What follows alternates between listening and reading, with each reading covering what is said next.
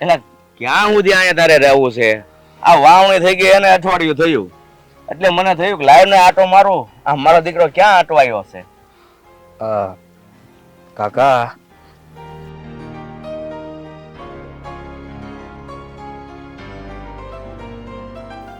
દેખાય છે? હું આ પથ્થર ને હું ખિસ્સામાં રાખે?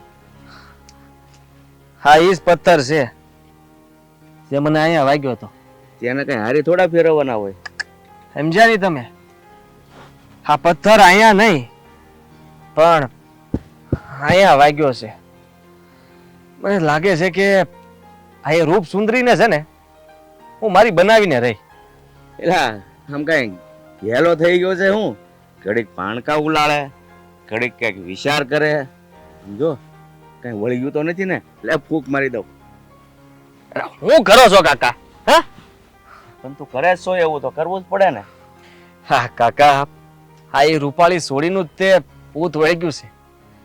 હા જ્યારથી મેં એને જોઈ છે ને ત્યારથી આ મગજમાં ઈ સડી ગઈ છે.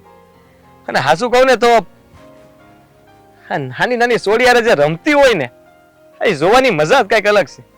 અને હા જ્યારે ઈ મોટી સોડીવારે રમતી હોય ને ત્યારે તો આ મનમાં એમ થાય કે એને જોયા જ કરું.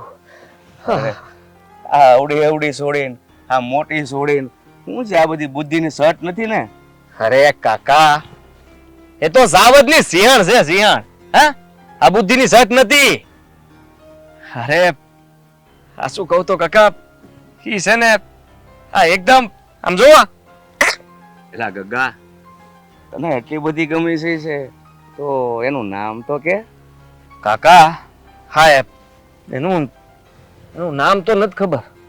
હા પણ ગલા ગુલ્લો ગલાલ બેન એવું કઈક બોલી હતી. અરે આ વાંઢાનો આ જ વાંધો છે.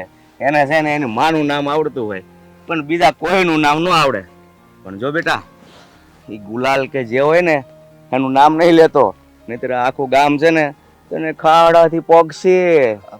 લે આ ગલાલબેન મારા હાહુ થાય. આ ગામમાં તો ભારે ઓળખાણ વાળા. હે અંધાય ઓળખે ને. હાય હાય હાય. હા અબીલ ગલાલ ચડાવો મારા કાનાને. આ કોણે નેડો લગાડ્યો મારા કાનાને? હાલો ક્યાં છો? આમ હાલો ઘર ભેગા થાવ. અહીંયા નહીં આવે કોઈ. હાલો.